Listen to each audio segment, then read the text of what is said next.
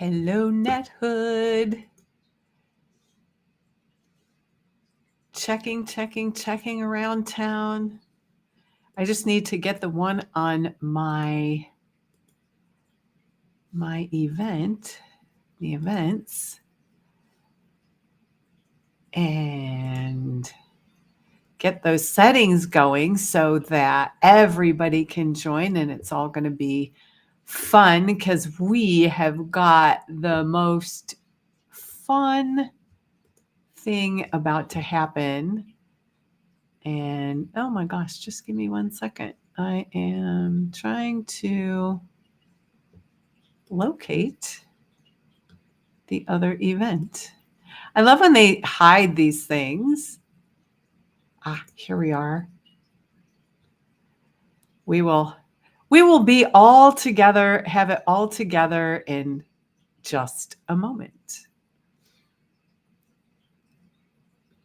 And here we are. And we are live. We are public all around town. So welcome, Richard. Welcome, everyone. We have got this is going to be so fun. I'm just we're gathering the troops and getting everybody all together in our spaces all around the world. So hi, Richard. Hi, Tammy. Hello to the other folks. Feel free to say hello. My mom's watching. Hi, Mom. I've got my pretty soda glass. Oh, let's see. And everybody just say hello. Say hello to each other. Say hello. I love to know that you're here. So here we are. Happy Friday. TGIF. All that stuff. By the way, this is my camera's really inaugural journey. So we're starting with the camera. You could see my new pretty light behind me. Everything. We're going high tech. So hello, Jennifer. We've got Jennifer in the house. Folks are saying hello to each other. So I'm so glad to have all of you here. Hi, Tony. There's Tony's in the house. This is going to be fun. Yebby. Oh my gosh, Yebby, I haven't seen you in forever. Thank you so much.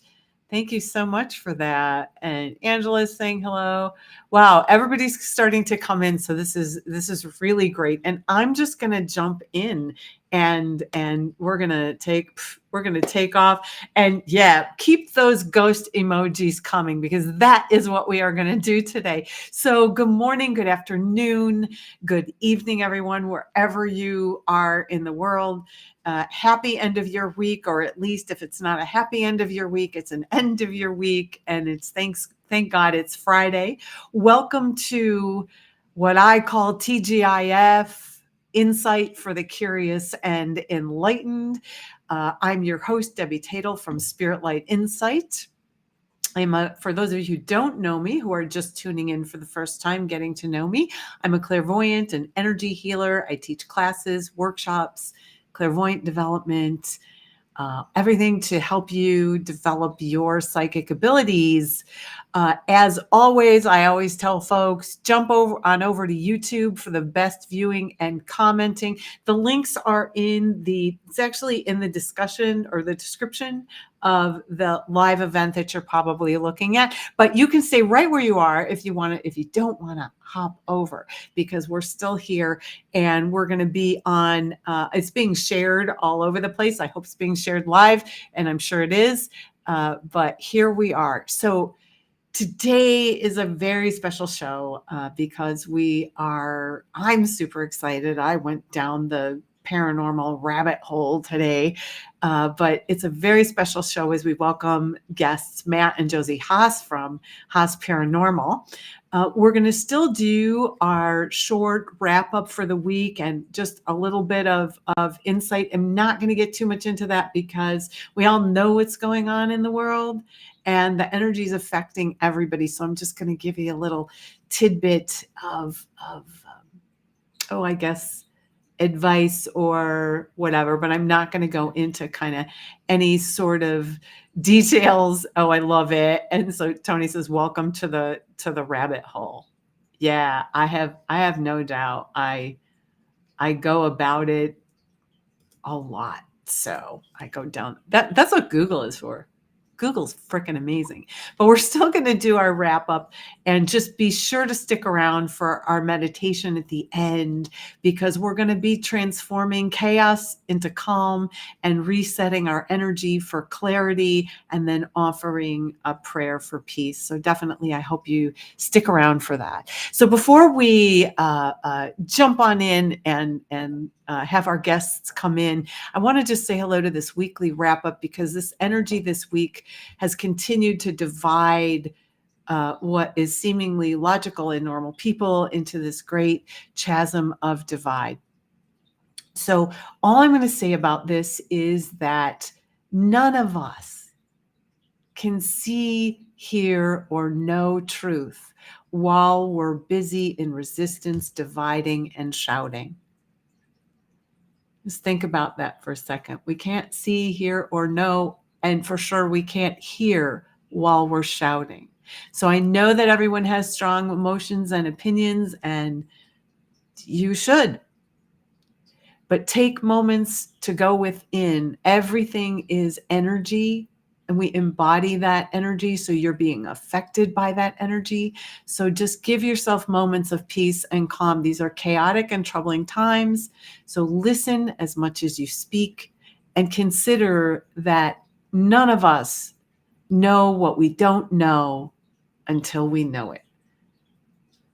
And anyone who says that their truth is the only truth or they know best for you, what's best for you, is coming from their ego. There are many truths that overlap, and most are seeing what they see through their own lens. In fact, all of us see through our own lens. So that's all I'm going to say for our weekly wrap up. I think that's a good way to just sort of zip that. And somebody's putting a heart. So I will do a heart here too, because that's really what this is about, is find your own counsel, your own insight, your own, remove that lens and let's all come together in a peaceful space. So as I said, I'm super excited for my guests today. And by the way, I'm multitasking for those of you who don't know. Yes. And actually, as I read their bio, Richard's saying paranormal has always seemed normal to me. Yes. Welcome to the club. It always is.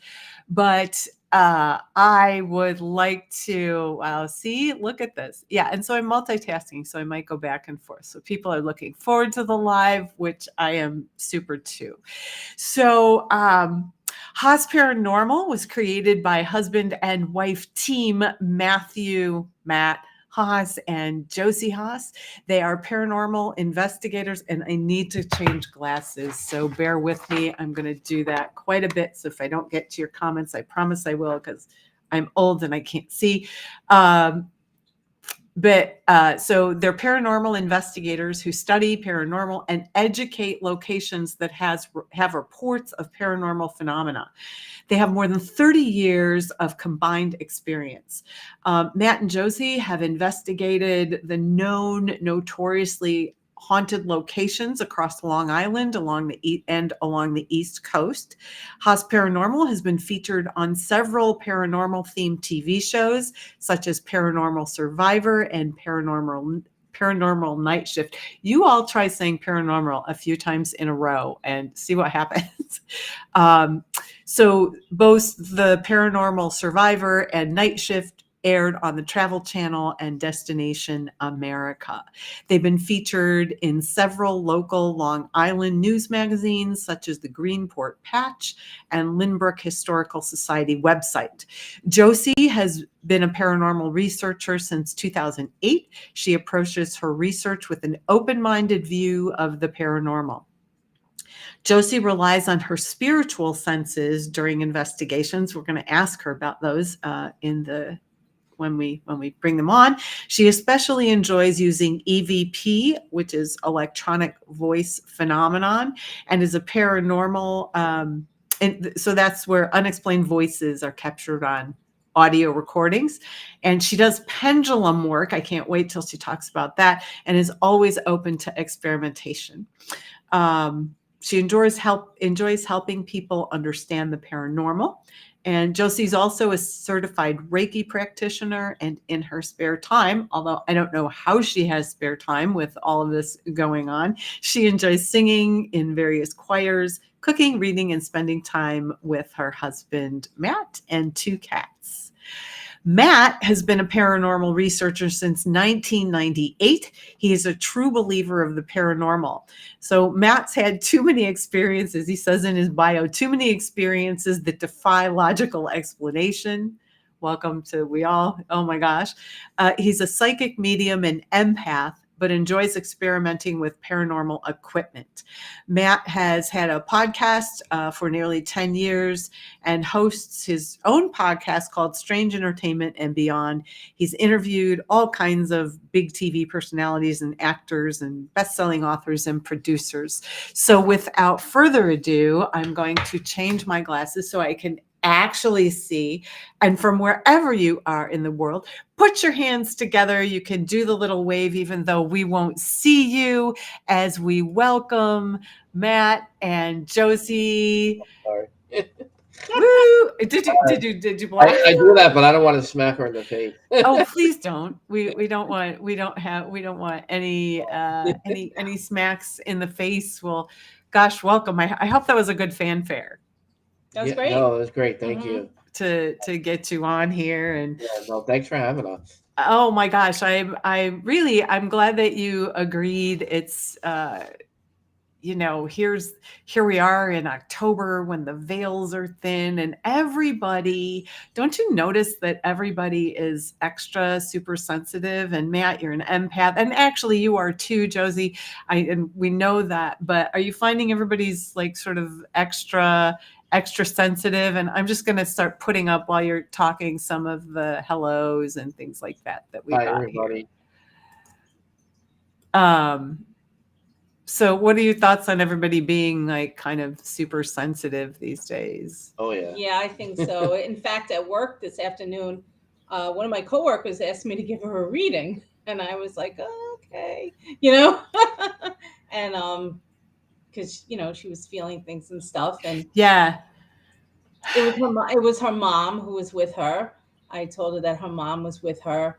And I don't usually do readings at all, but I mean, unless somebody asks me. And we talked about a couple of personal things going on with her, and her mom had passed on, and we approached that a little. So I think a lot of people are feeling it. The veil is definitely thinner. It's definitely thinner, and we're all. I don't know if you had a chance to check out my show about the collective consciousness, because it's really interesting. I think we're all feeling everybody's feelings, and we have to just take a moment to unmatch that kind of. It's like a river. We need to step out of the river to. That's one way of putting it. Yeah, I mean that. Yeah, right, exactly. But we have to step out of that river, that consciousness that sort of can sweep us away. Yeah. It can just take us away. So Good heavens. Well, here we all are. And by the way, we're multi-streaming on your page, or at least you're sharing on all your pages. So I actually want to welcome all of Matt and Josie and Haas Paranormal followers and friends and family and whoever's on here. I want to wish you a warm welcome as well. Tony says the vibrations are running crazy. Yes. Yes, because they're vibing up, and we just, that's part of that collective consciousness. So my gosh, I have so many questions for you. And if those of you who are watching have questions, please do drop them in the comments, and we will share them. I know we're on all the different channels. We're on my Facebook page, we're on their pages, we're on my Facebook personal, and on YouTube. So please do drop a comment. Let us know you're here. It's great to know that you're here and that you have questions. So this is for sure your season, isn't it? Definitely. Oh, yeah. Very busy season. Yeah, 'tis the season. Do you do a lot of tours during this time?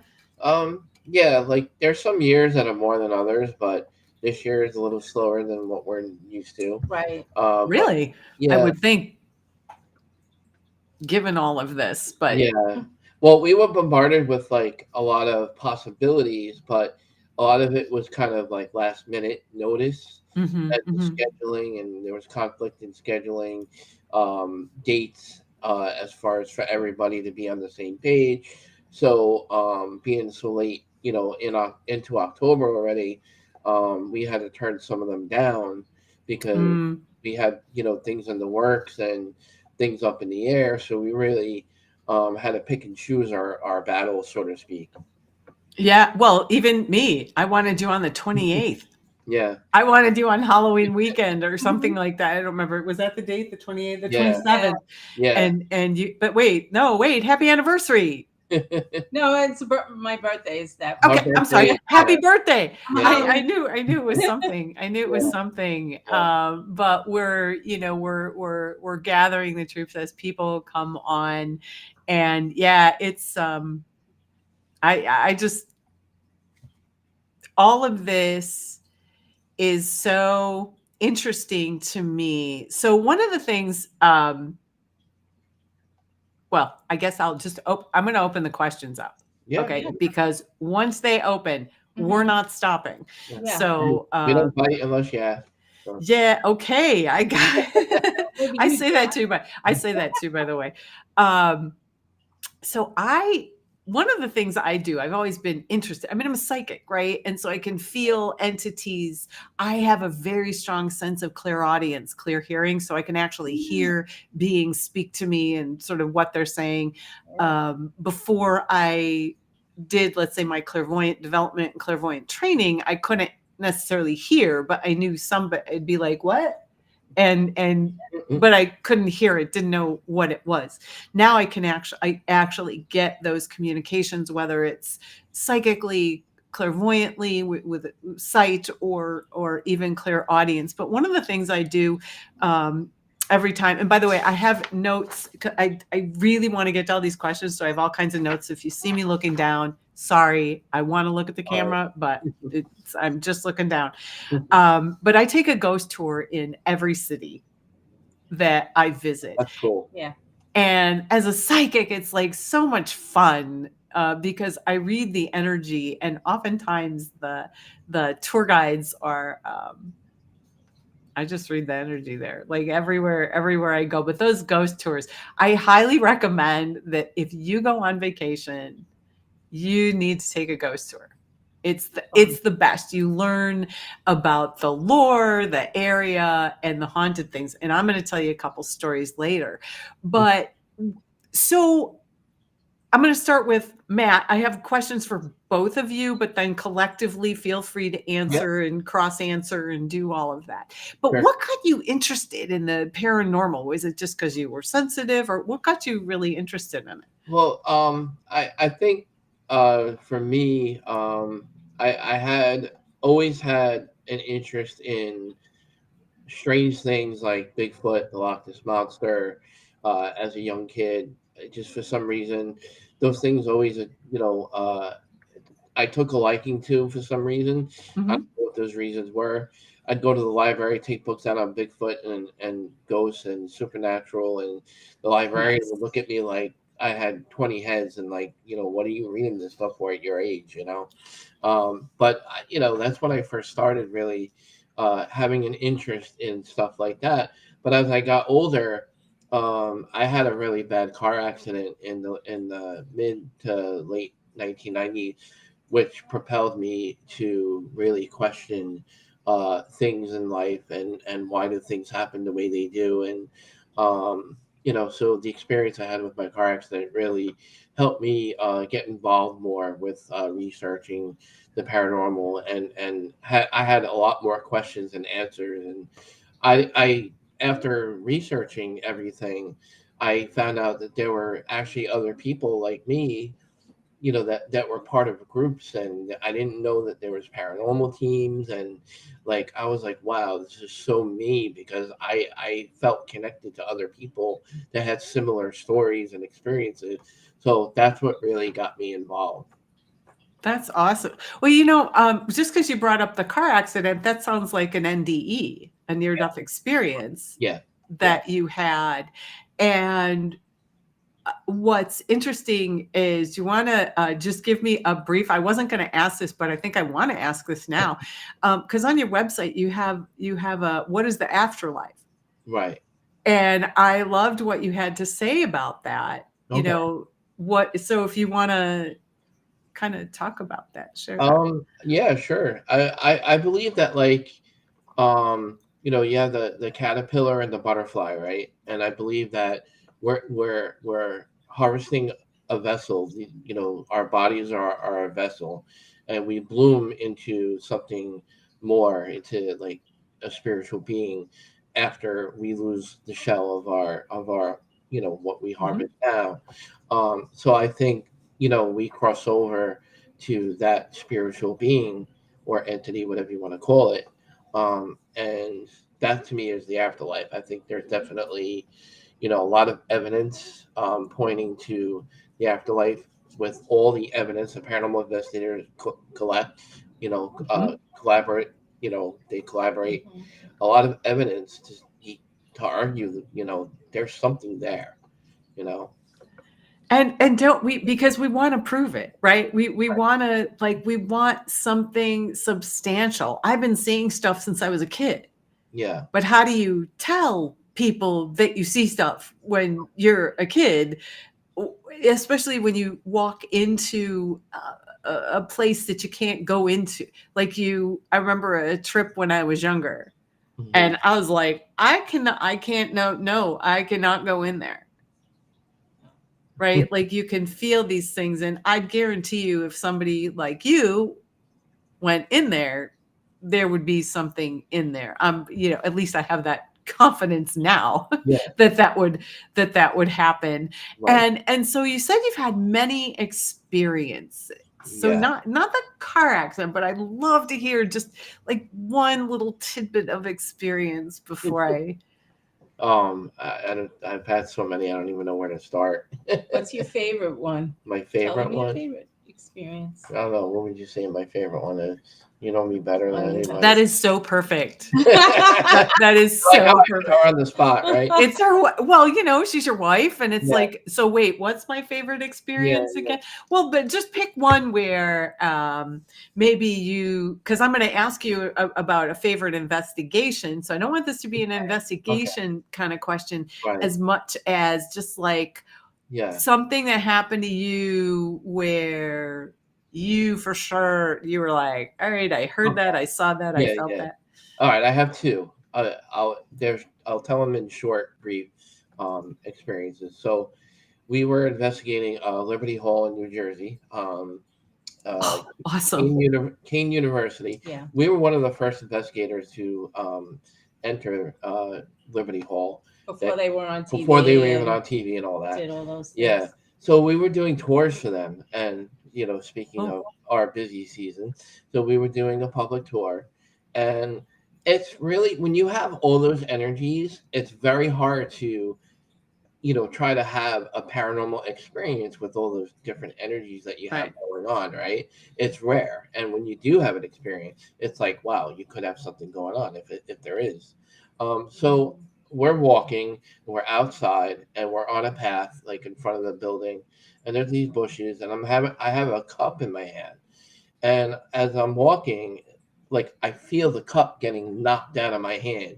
And not only did the cup get knocked out of my hand, the way it flew and landed in the bushes, I was like, how is that possible Right. that something knocked it out of my hand, and just by, you know, sheer luck, how it landed into the bushes? I was like, Oh, that's awesome. when does that happen? And you saw the woman in the Yeah. house. And then a her few minutes painting. later, Yeah. I never seen what this woman looked like before, but there was a painting in the house. Later on, I go to find out that it was the woman in the painting that I seen walking the ground.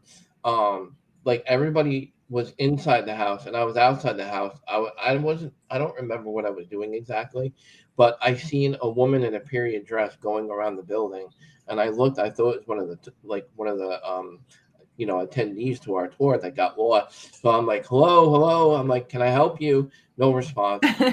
Walking, and I'm like, okay, what I just see? That's awesome. Yeah. And that was the question I was asking, because it's amazing when you start to see spirit like that. Yeah, And you, even if you're investigating, I think you don't expect it, right? right.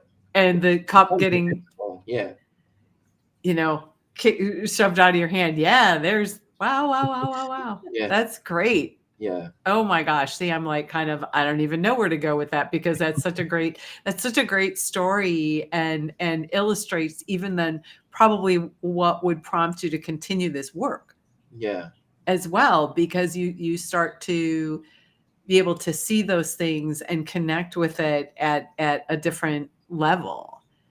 So, wow, thank you for sharing that. I'm going to jump over to Josie for a second. Sure. okay. Oh my God, this is so much fun, y'all. It's amazing. So for everybody, by the way, popping on, and I might do this periodically. Hi, Nick. There's more people popping on the show, because I can see they're not all saying hello. I can just see the count from the folks coming on. So welcome to all of you. I'm Debbie Tatel from Spirit Light Insight. I'm your host today, and I am here with guests Matt and Josie Haas from Haas Paranormal. If you want to check out their website, they've got, by the way, some super fun stuff on their, wait, where is your thing? On their website, just some historical, like, notorious houses, whatever you would want to call them. But you can find them at Haas Paranormal, and it's haasparanormal.com. Not Cool. that complicated, but this little QR code, you can actually point your little phone at it, and it will take you right to their website. Or you will find in the Facebook and YouTube, it creates a link, so you can just look in the comments and click that link and just check them out and what they are doing. And me, it's nice. I promote everybody else except myself. I am Debbie Tatel from Spirit Light Insight. I don't even have my QR code on here. Very nice. Well, I have my booking. I do readings and sessions and things like that. But if you want to contact me, so this will create a link. But if you want to contact me, I can be found at Spirit Light Insight. This is not even, oh my gosh, nothing's working today. SpiritLightInsight.com. That's my website if you want to go check me out. So We'll blame it on the paranormal. okay, so here's the thing. I'm a clairvoyant, and I am used to communicating with beings of all kinds. And let me tell you something. Mm-hmm. Putting this show together, I told somebody earlier today, was like we were playing with a Ouija board all day long. There is so much spiritual attention on this show. It's incredible, because first of all, there's all the entities that really don't want this information to get out. Right. in a public form. So we've got those energies in here. We've got all the energies, the beings that are having a freaking ball. They're in, I put them in like a little balcony section. So they're cheering, they got their popcorn. But if you've been feeling that, yeah, but the best way I could describe it was like playing with a Ouija board. And I will never play with a Ouija board because when I was in high school, we were playing with a Ouija board. Yeah. I know. And only what we had, like we I'm didn't guilty have too. that little piece. We just had like a glass, you know, that we were, and we were, a friend of ours had died. We were trying to connect with him. The problem with those things isn't the communication, but that you don't know who you're communicating with. I don't care. You can, there is no such thing as 1-800 dial a being. Mm-hmm. It's some things show up that don't need to be there. And when you've got a group of powerful people, so and I forgot, I wasn't even going to tell this story, but so we've all got the Ouija board and everything, and it started spelling out like kill so-and-so. And I was like, what? And then suddenly it was moving super fast, like almost on its own, and no one was pushing it. Yeah. And then suddenly the glass goes flying off the table and hits the wall and shatters. Wow. I had a similar experience. Yeah, she's got a crazy story to share with an I have a Ouija bunch board. of crazy. Oh, share yours, because I have other questions for you here. So me and my best friend Debbie, we did the Ouija board all the time. We would do it at her house and my parents' house, and I'm telling you, we had a cardboard box that we cut up and wrote everything down. We used a shot glass also as the planchette, and the thing we had so much power, both of us together, that the thing would just go crazy on the board. Crazy.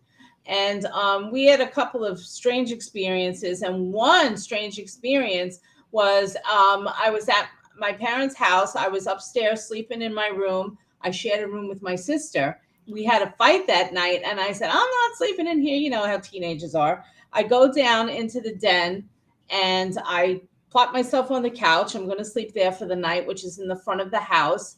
And no sooner I finally get relaxed there, a car plows. Well, no, actually, I go back upstairs. I'm like, I want to sleep in my bed. I go back upstairs. And no sooner I go back upstairs, a car plows through the house, right where into your house. Yeah, it was a taxi cab without a driver in it. So I woke up my parents and I said, yeah, a car is like coming, like banged into our house. And they called the police, and there was no driver. He must have fled. I don't know, but they couldn't. The police never figured it out. Wow. That's amazing. Yeah. That's amazing. Yeah, that was my one and only time with a Ouija board. I'm guessing you didn't do too much after that. Not after that. No, because we don't did it a lot. We were kind of obsessed with it. I mean, I could really say we got obsessed with it. Right, because it's kind of fun, and you don't know, but then something really happens, and it's crazy. And I'll never forget it, because it was like we all watched the glass just whoosh, and considering it was just one finger, like none of us could have possibly, like nobody picked it up and threw it. Yep. It's because you have all that energy. All that energy. Yeah. So that's what putting this show together was like. So gosh, we're gonna welcome Kenny and Dave and Tony. We said hello to Tammy. I just want to say, because Tammy put something up about her little dog. Her little baby dog, her little lady, had a stroke yesterday, and so we're gonna just send her a bunch of love, as long as we've got a bunch of healing stuff going on here. And we're going to do a healing, so stick around for the meditation and the healing and the peace prayer at the end, and we'll get the little pup, a little girl, a healing. Okay, Tammy? I didn't want to glaze over that, let that go too far before we continue. Yeah, I do this every week, so we're we've got people that, coming in and offering that stuff. So you are so welcome, Tammy. It's my pleasure. I'll be sending her healing later as well. And maybe behind the scenes, Josie will send some Reiki energy, and so we'll get her a nice, loving healing.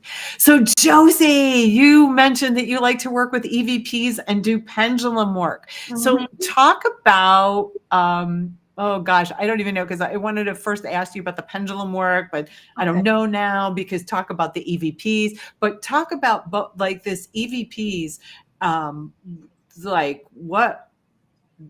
Yeah, and both of you can talk about that, because I know you both do it.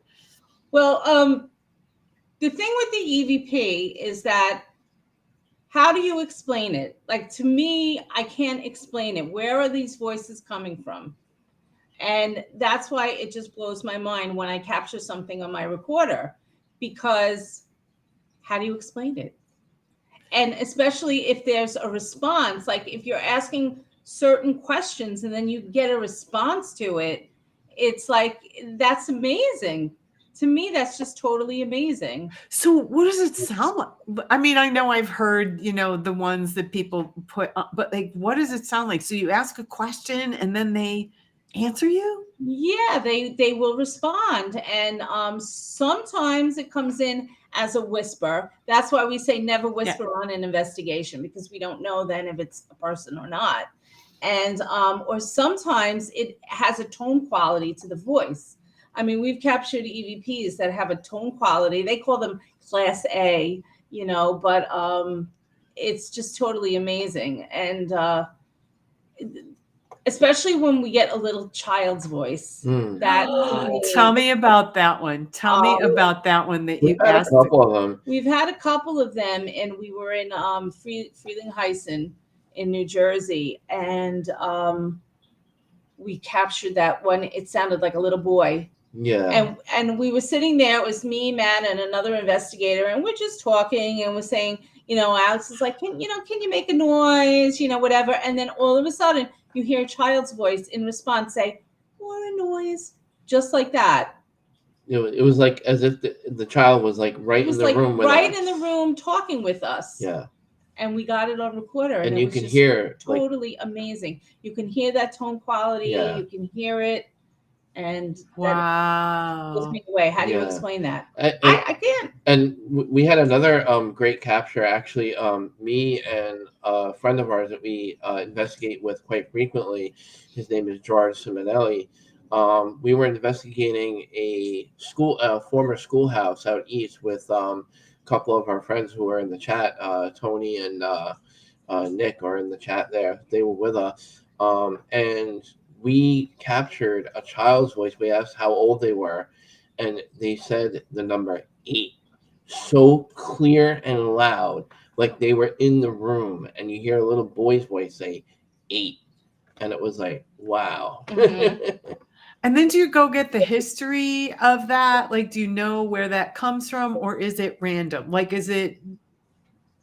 I would say it's very random, because it's tough to say.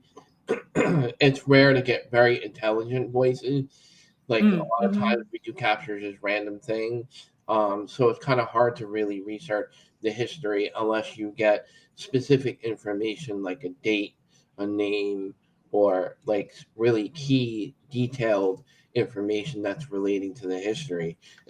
But it's like that's what keeps it like so like in awe of what we do, because like as investigators, that's what we do. We investigate that, right? Well, when we were at St. Albans Sanitarium down in Virginia, we there was specifically an area that they kept the children, and we were in that area. Yeah. And we were doing the Echo Vox. Matt can explain what that is. And there were 2 different voices coming out on the Echo Vox. And one of them was a child, and we assumed it was the child who had the room, and we were communicating with him. Wow. Yeah. It's just. So what is an echo box? Explain for all of us like I communicate. I do, I hear it in my head and have to share it that way. Yeah.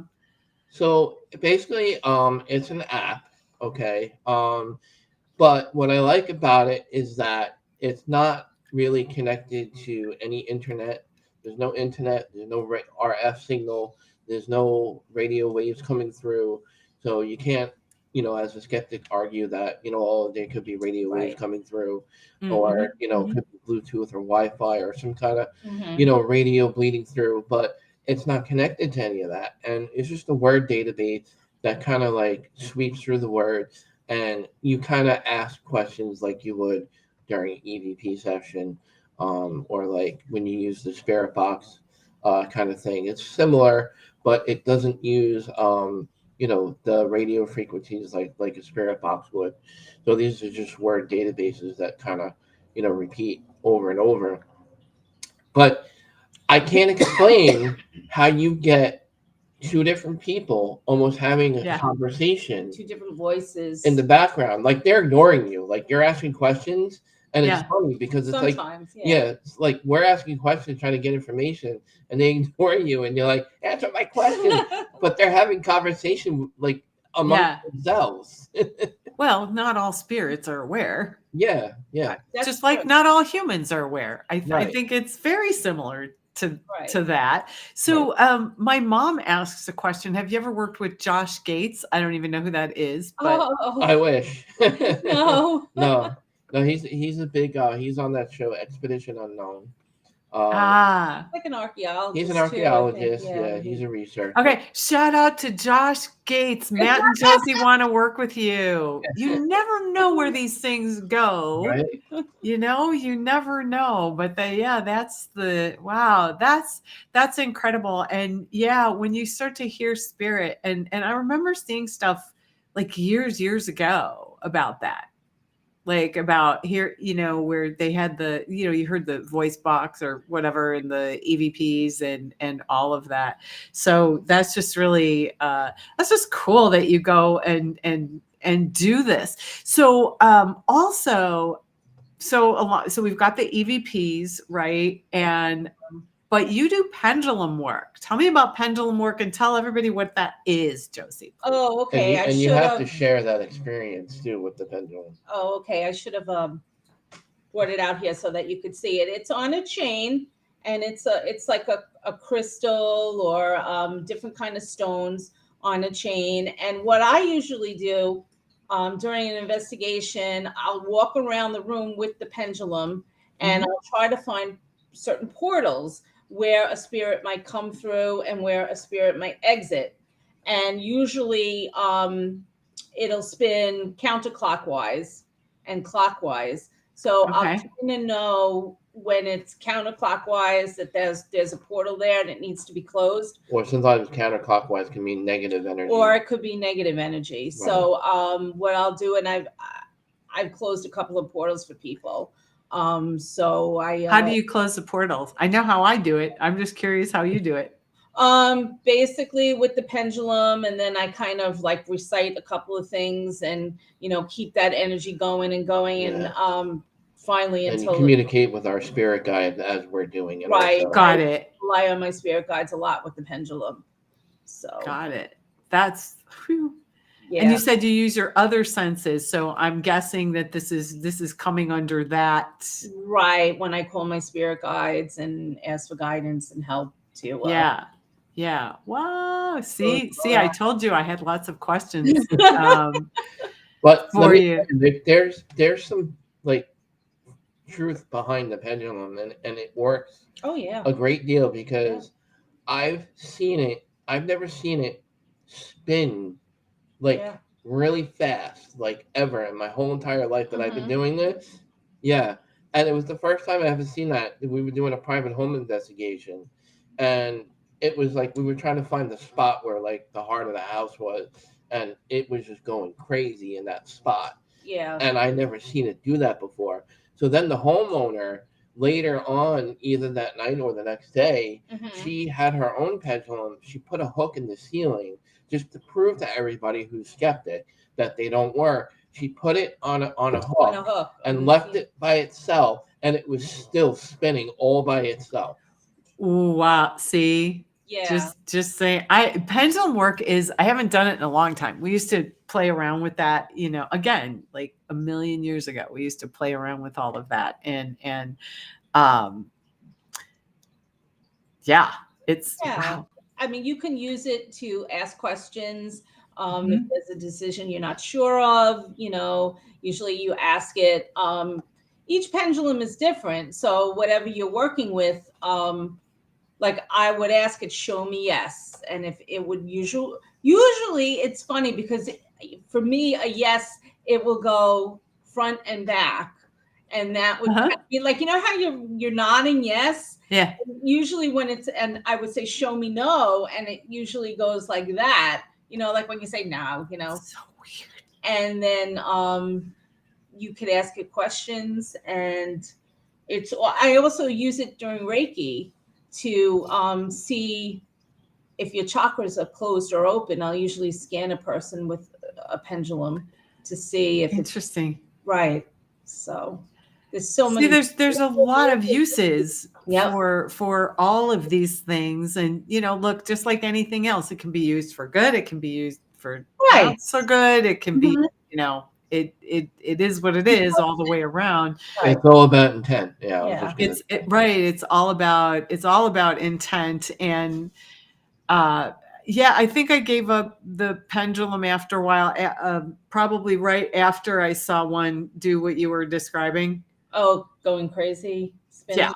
Yeah. And then I was like, okay, maybe not so much. Like maybe, now it might be different, but there's things, I mean, I don't really get too afraid. I hear things. I mean, I'm a clairvoyant. I do readings all the time. Mhm. So I communicate with spirit, and I don't usually get too freaked out, but there are still,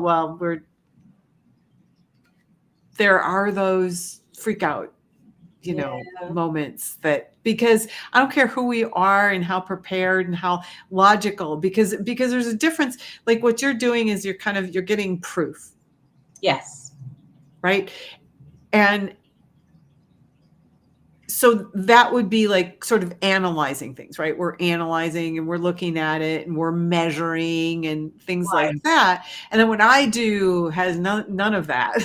And I look to see, and then really it's amazing when you start to see spirit and connect with spirit and talk to spirit at that level.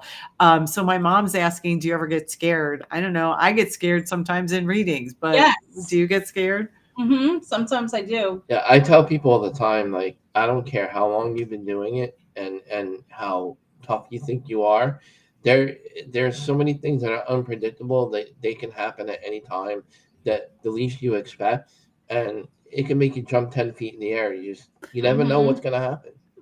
So wait, okay, so I have to ask this question. So like when you go in, like is it like, oh, we're gonna go in at midnight and we're gonna do this? Do you do that kind of thing? Or do you just, because spirit, it's there at any time. But I'm just curious, do you go in a particular time of day or whatever?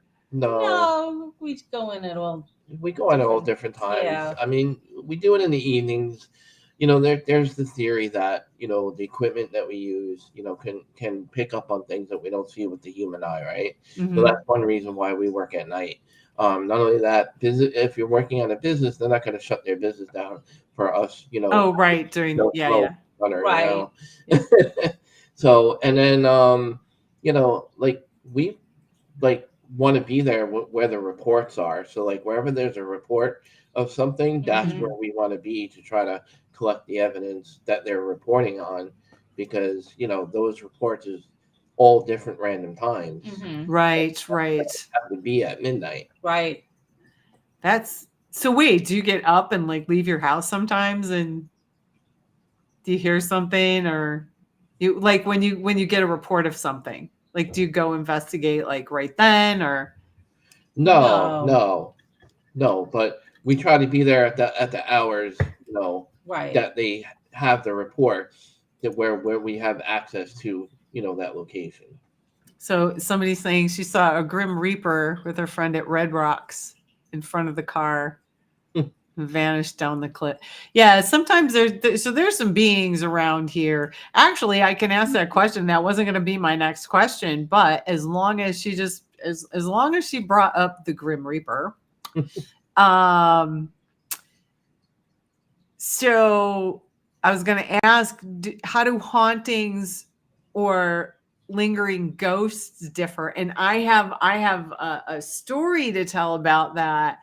But also, I want to ask you about the different kinds of hauntings or the different kinds of things, because so I sell real estate here in Chicago, and I also do house healings, okay, to clear entities or things that are there. And one of my favorite stories is that it was actually in the building where I live, and another realtor friend had a listing here, and he it wasn't selling. And this is in a place where it technically should like there's no reason it wouldn't sell. Right. And so there was just all kinds of confusion around it and everything. And I had just gone in to say hi. Like I wasn't going to talk about that. And then I said, well, what's with the husband and wife?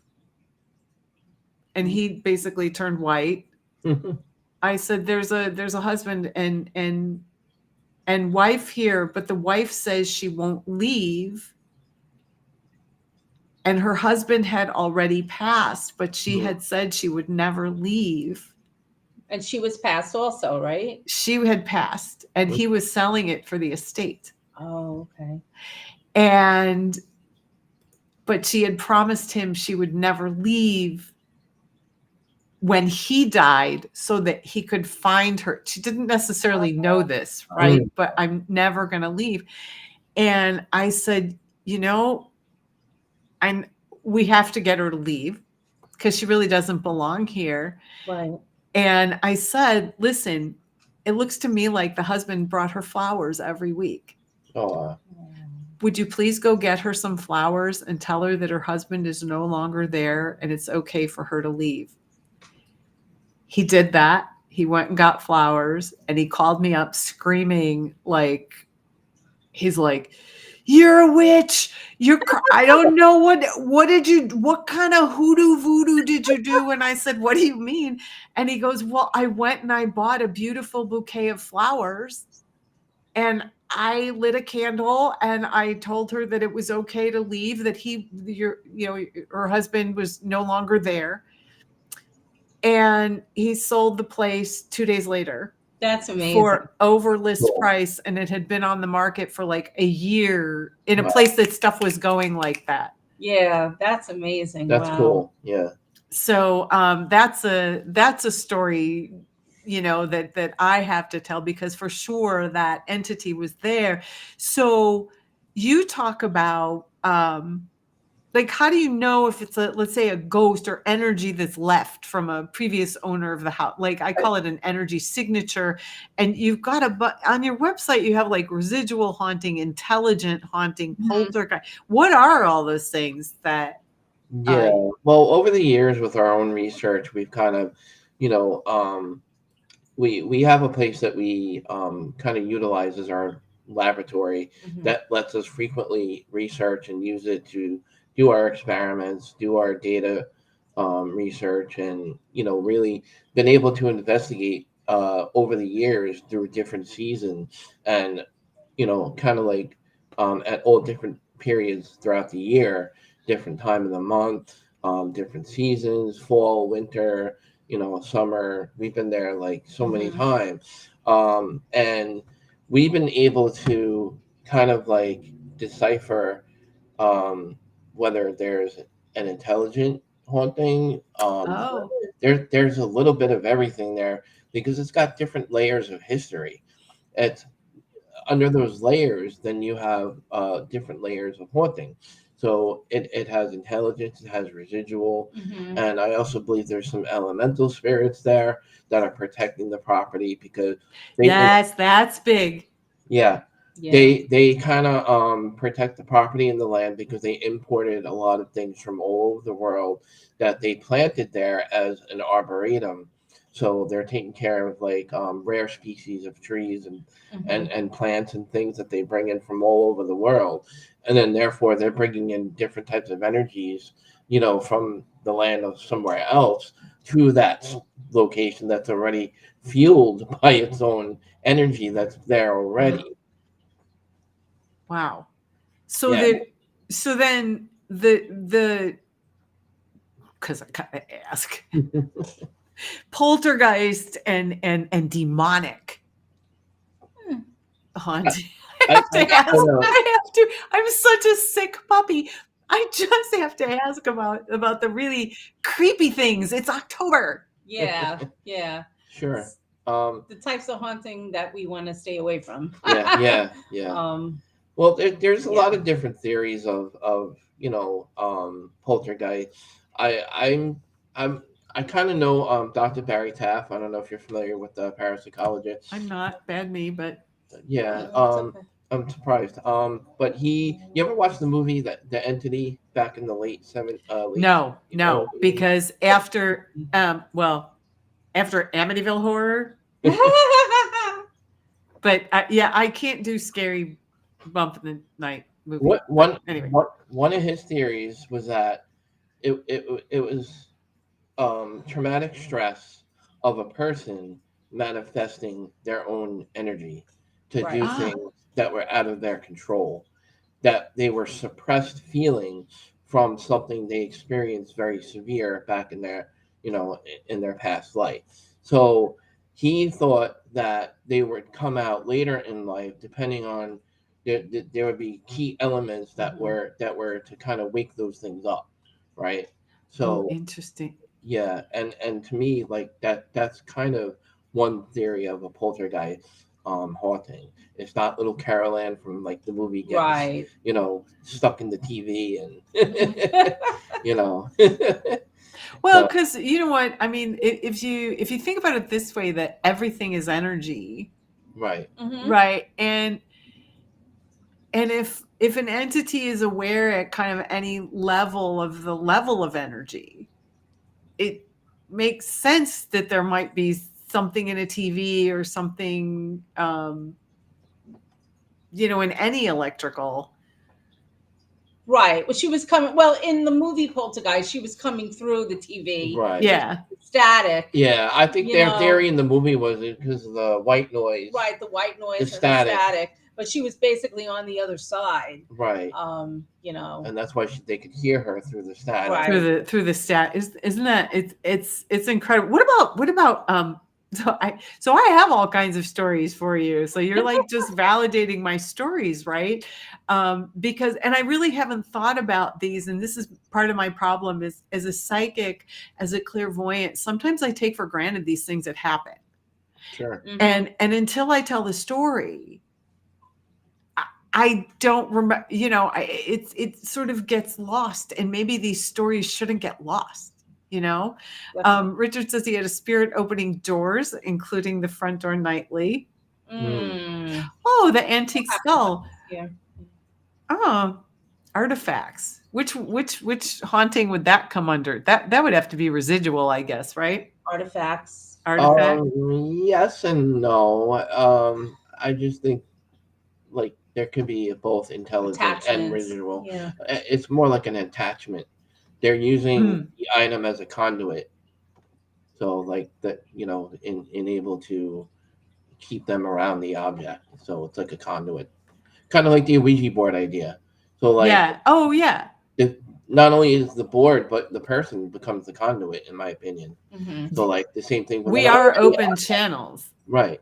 That's why we have to be. That's why we have to learn.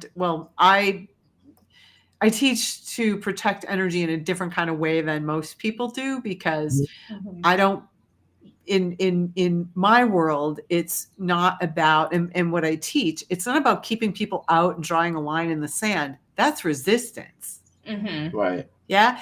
But if you bring all your energy in and you pull your aura in, your energy field, and you occupy that space, nothing can actually come through. Right? We can't really channel if we are present in the present. Right. Yeah. Haunted dolls. I remember, oh my gosh, haunted dolls. Go to antique shops and you'll Yeah. get a sense of Yeah, haunted dolls. did that. Yeah. Well, I have We've some had, antiques that we've collected that have, things attached to them. And I'll tell another scary story, actually. Oh, please do. At an event that's coming up, Kingsland Manor, and our busy tour season, is where I keep some of these objects. But I was we had a doll that I had purchased from somebody. They didn't want it anymore. It was negative energy attached to it. And I said, okay, can't all be that bad. I didn't hear anything that bad about it. Josie's going. So she's like, you ain't keeping it here. And I had it here for like a couple of weeks before I actually took it to the museum. But all like bad and strange things started to occur it was while bad. I had it still here at the house. Like our AC compressor like crapped out on us, and it was like a hot hottest day of the summer.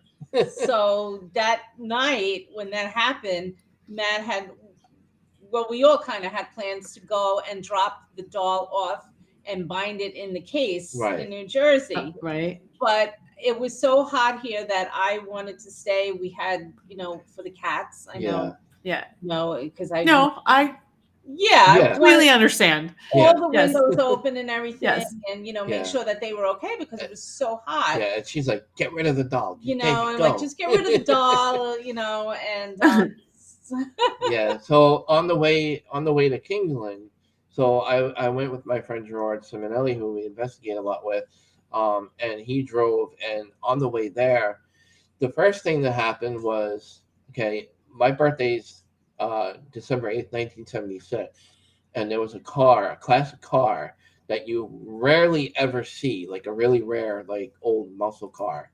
And it had the Spirit of 76 written on the side of the car, driving right next to us on the way to Kingsland Manor.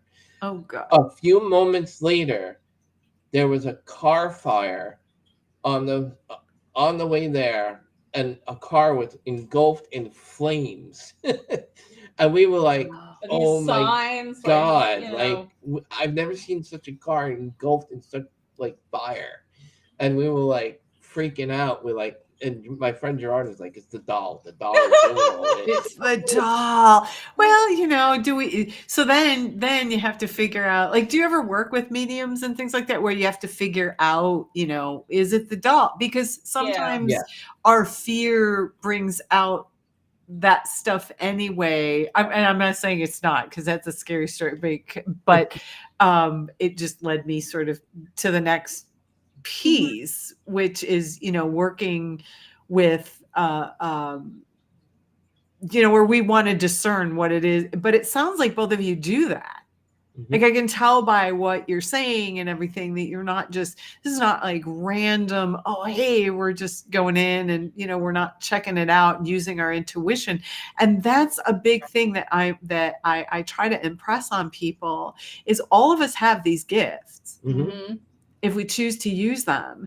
Right. And it's really, especially if you're doing something analytical, you absolutely want to check with your intuition. But I can tell even that some of the pictures I see in terms of pictures or vibrations or color is, sometimes you go, okay, did we really hear that? Did we really see that? Mm-hmm. And so then you're even verifying, even if you have it on tape, well, did somebody drop something upstairs or, was right. You always think that logically first. And then, you're always questioning things. Yeah. Right? Yeah. I mean, you have to, I think as paranormal, that's what you have to have a balance, Right. Yeah. Right. So that's awesome. Do you ever get smells where you smell? I had an incident when my grandma, right before she transitioned, she was in the hospital and she was pretty much in a coma. My mom and aunt were there and sitting on the other side, and I saw this little old woman dressed like in a brown, like almost heavy velvet dress. She was super short and she was smoking cigars, But what happened was I got the cigar smoke before I saw her. And then I looked over and I saw her stroking my grandma's hair. And I immediately sort of recognized that this was my great-great-grandmother Veneziana, who was a healer in Romania.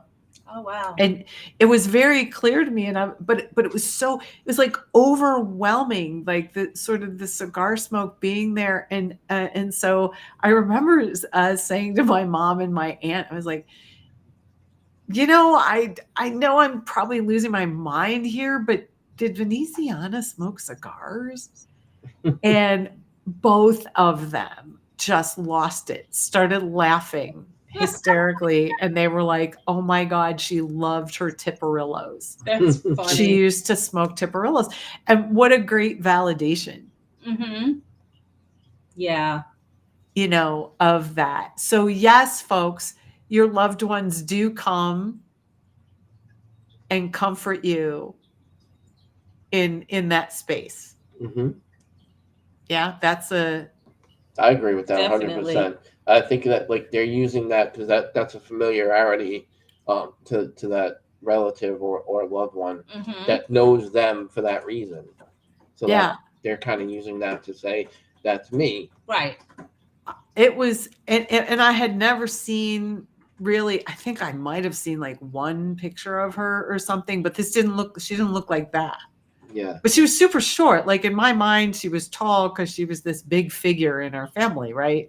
So it seemed like, but apparently she was very short. So, but you've encountered like smells? Yeah, definitely. Yeah. Like what kind of perfume or? Yeah.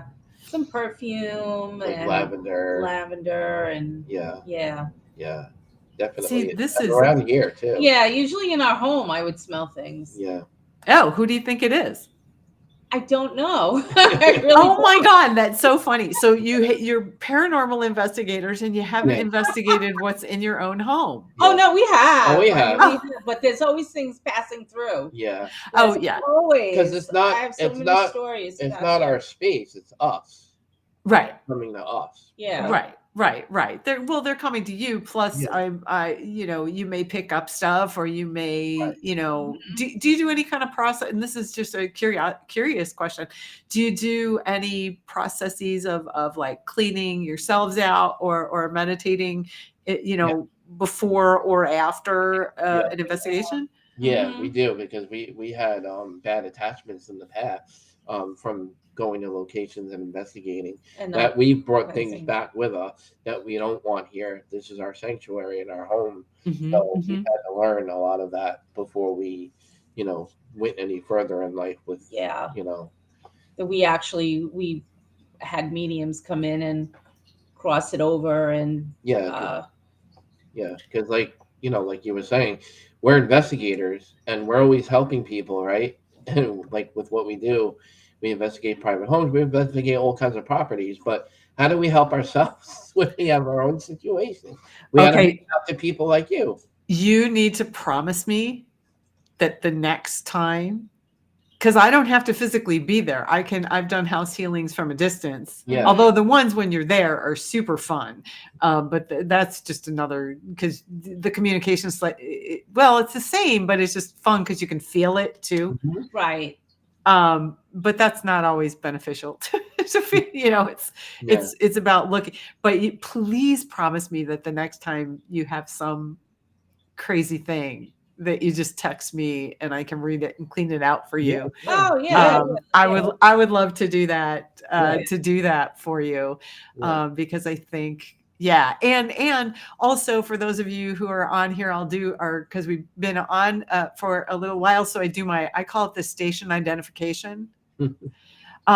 So I am Debbie Tatel from Spirit Light Insight. I am a clairvoyant and I am your host today this is technically called TGIF, Insight for the Curious and Enlightened. So there might be folks who are new here and are just curious about it. They're curious clairvoyants or curious, spiritual people. And then there's other people who are fully enlightened and know it all and, have that happening.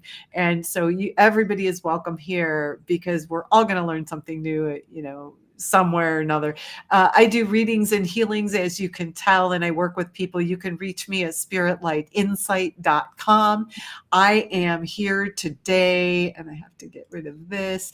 I am here today with Josie and Matt Haas from Haas Paranormal. I hope you are absolutely enjoying this. I'm having a ball with this, because this is just, I think I feel like a kid in a candy store here, getting to ask you all these questions, but they can be reached if you're out east and you've got a haunted like thing, go to their website, because they have a form here that you can fill out for a haunting. They ask you all kinds of questions on here, which I love.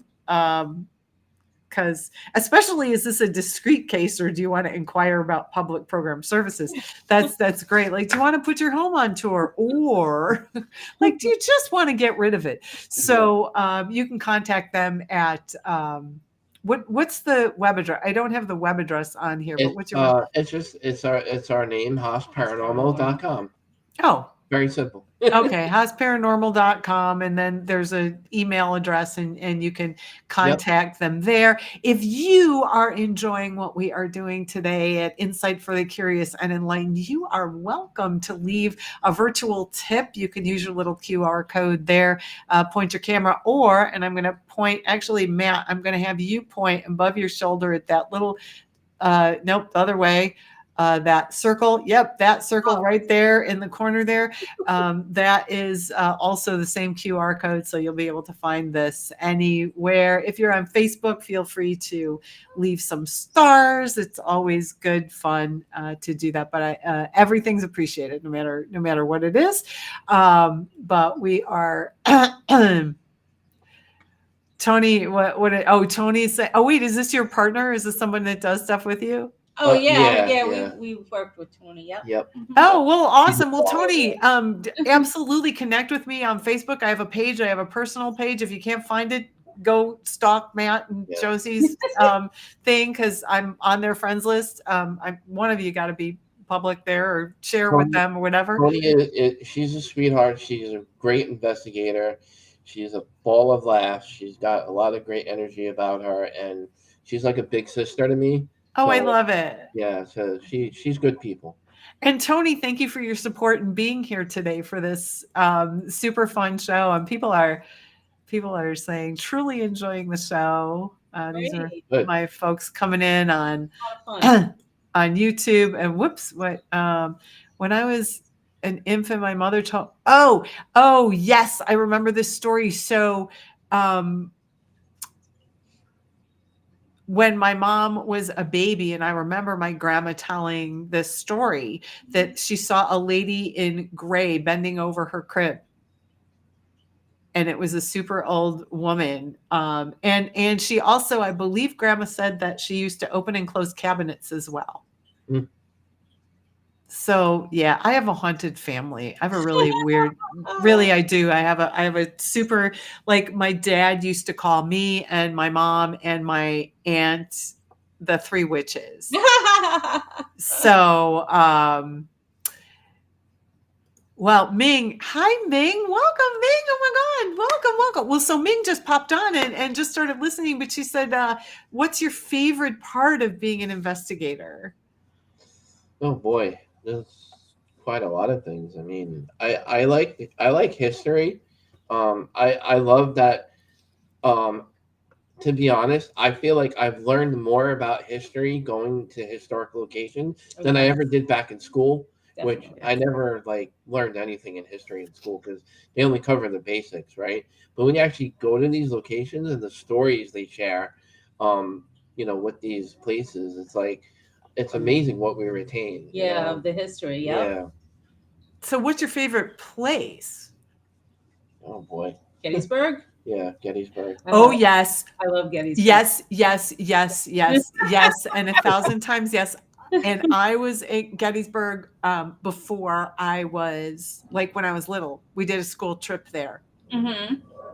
And Gettysburg's amazing, because even my mother will verify this information, that I had dreams before we went there Oh, wow. of the place. And I don't remember. I want to say it was like an 8th grade trip. Mm-hmm. So wow, Gettysburg. What did you find in Gettysburg? Because I have a couple places I want to ask you about because I'm dying to hear about I these places. always get great photos in Gettysburg. Like, there's always stuff that that stands out. That and my favorite spots, like Spangler Spring, is one Spangler of my Springs. favorite Yeah, that's spots. an awesome spot. See you get pictures of the soldiers or light or orbs and things. Like, just like Soldiers, I'm just yeah. gonna call them. I don't know what they are, but they're like anomalous things that stand out that I Oh, can. I love you so much. Anomalous thing. Like, Yeah, let's just call like it is. Freaking Yeah. spirit. yeah. But yeah, Dead people that you capture on camera. yeah. I'm so So- crude. Aren't I crude? No. And then Triangular Fields is another Mhm. spot where the energy in that spot, oh my God, like it just like hits you, just like goes right through you, and you're like, you don't know what to do with yourself. Well, that's where they used to You throw the know? bodies, I Yeah, think, right? Yeah, that's where they laid all the bodies out on the ground. Yeah. And basically it was like a big hospital of bodies. Mm-hmm. So Yeah, that's happened all too often. The And train station there is awesome. oh, that experience. Yeah, I got such an experience there. It was summer and it was hot and I was freezing there. Like ice cold. Like ice cold freezing. Yeah. It was just We were just like definitely something affecting me there. Like, why would it get so ice cold in the middle of summer? Yeah. right. Well, Yeah. I get temperature changes as well, so I do understand that isn't that it's interesting, and you don't always know. I wonder what would. It's funny because obviously I was there when like 8th grade trip. Really, I haven't been back, but wouldn't it be interesting to go back as a psychic and Oh yeah. and then really experience it with more wisdom and knowledge than what I had then, and I had a pretty clear idea. Yeah. What was happening in that time. But I'm pretty sure I had a past life there too. So that was very clear. I was very much connecting with a past life. I am a toss up with asking you about your Amityville house experience or your P.T. Barnum museum experience, because even when I read it, the P.T. Barnum, the images that I got from just reading that on your site were so wild. Yeah. Believe it or not, it was pretty quiet. It was at quiet. P.T. Barnum. Yeah. Yeah, I remember it just being really quiet. Really quiet. There. Yeah, we got like there was a mummy. Yeah, there was an actual mummy. A real, that we got to investigate in the basement. Yeah. Yeah, it was creepy. Yeah. So, see, it was creepy. Yeah. All right, but Amityville. Yeah. Well, we get asked that a lot, of course, being where we're Well, of course, because they had a movie. Wait, so it was the worst movie. So this is what I do remember, because I was in high school when it came out. The original one had like, it was so cheap. You'd had blinking eyes, and things that were clearly like nothing, like clear. And yet, when I left there, because remember the Chinese lions that they had? Mm-hmm. The Chinese lion bit her in the leg and everything. Yeah. Why would that stick out to me? And remember how dumb. All they did was show a picture of the Chinese lion, and then they showed 2 punctures in her leg. So it's all of our imaginations that they played on in that original movie. I didn't see the new one, but there's all of that played on. And I left the movie, and I was laughing about it. I was like, oh, what an awful, it was like, whatever. And then I get to my aunt's house because there was some party or something there. And I go to the bathroom, sit down on the commode, and she has 2 Chinese lions on either side of the toilet. Oh, no. I ran out of that bathroom. I had never noticed them before. I don't know if they were new. That's funny. All I know is that this thing that I was laughing about suddenly came alive on either side of me. So that was weird. But anyway, go ahead. I would love your experience, or Eastern State Penitentiary, one of the either of those. Both of them were amazing. I mean, Eastern State was amazing. I really liked that place. Yeah. Well, Amityville. We did a lot of research for Amityville because we were doing a presentation at St. Albans for that, and we're good acquaintances of Chris Quarantino, who's the stepson of George Lutz. One thing I can say about Amityville is you get obsessed with it. It's obsessing. Yeah, you do. Yeah. Just the fact about I did a lot of the DeFeo family research, and Matt did a lot of the Lutz family research, and you just think the connection. Well, like, what was going on with the DeFeos? Like, was there any demonic energy in the house? Oh, when he committed the murders beforehand? I definitely feel like there was an influence. There was an influence, but you know what? Nobody is ever going to know the truth because he lied so much during the trial. He changed the story over and over. Changed the story so many times. No one's ever going to know. And then you have this family who comes in and they buy the house. They buy the furniture. They're sleeping in the same beds of the family who was murdered. Right. You know, and imagine the type of energy that you would get that's still linked to those things. All of that. Yeah. I can't imagine. I mean, as much as I love the house, I don't think I would ever be able to live there. No. You know? Yeah. I would just, as an empath, I'd be like, no. Yeah, I'd be like laying in bed. Yeah, no. I mean, there's no amount of clearing or crystals or any kind of thing that's gonna, if it's there. To me, it's interesting that you brought that up, because that's something I've always kind of seen, is that he was channeling a being. Right. That came through him. And by the way, for the record, he wasn't channeling consciously that he brought it in. It came in. Right. As a being, he let it in, but it wasn't like he said, yes, I'm going to channel this being and I'm going to go kill people. It just comes in, and generally those kind of beings, just for just little clairvoyant stuff. Generally, those beings come in because they play on our fears and pain. Right.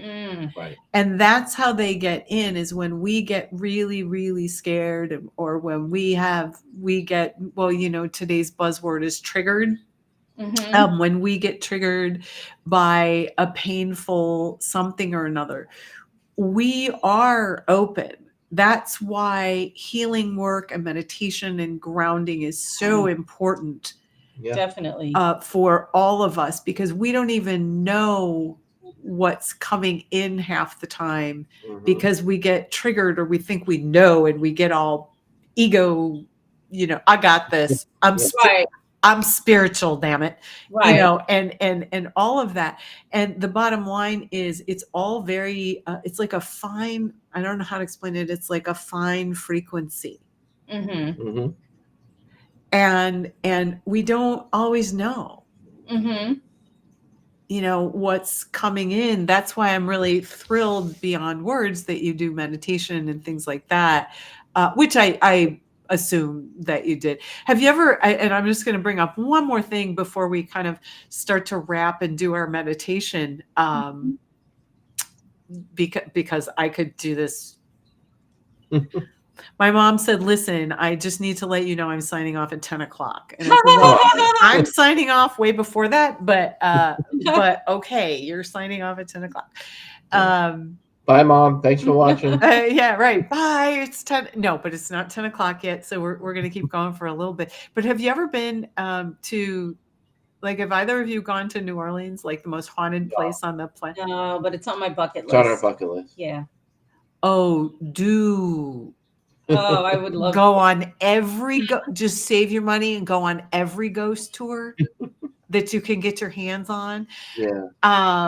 That was one of the places, and I would just want to share with you, because I was hoping that you were going to say yes. Oh.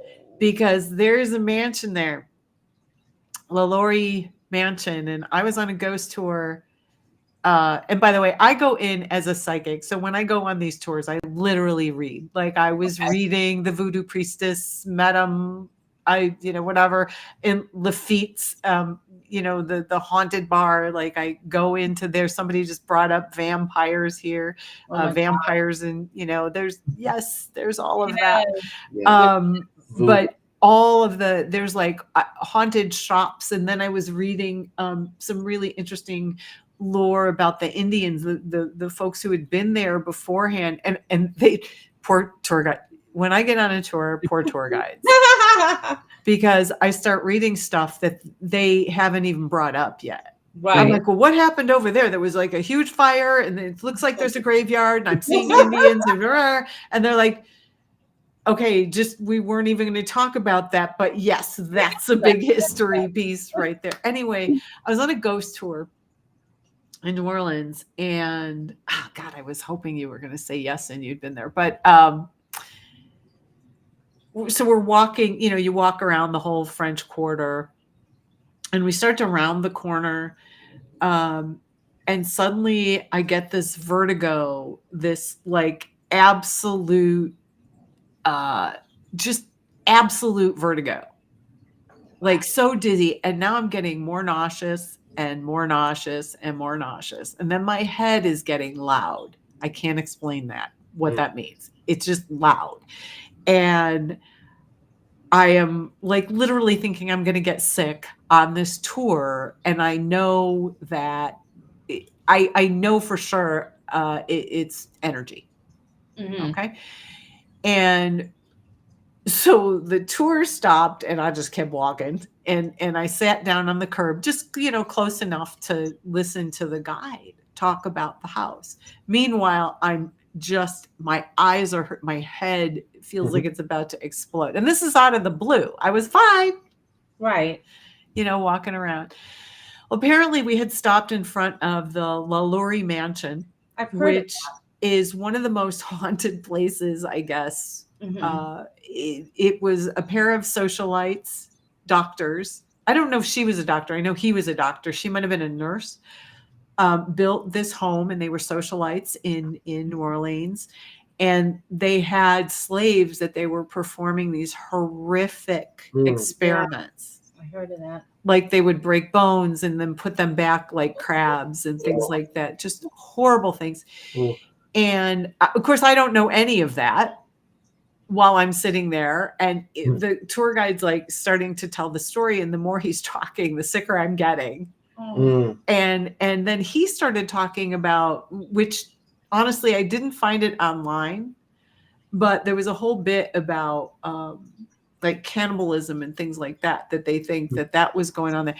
But that house made me so physically ill. Wow. And I just had to get away from there. But what I did, right, like at that moment, is I grounded myself, and I just started sending, I'm like, I'm just sending as much love as I possibly can into that house. Right.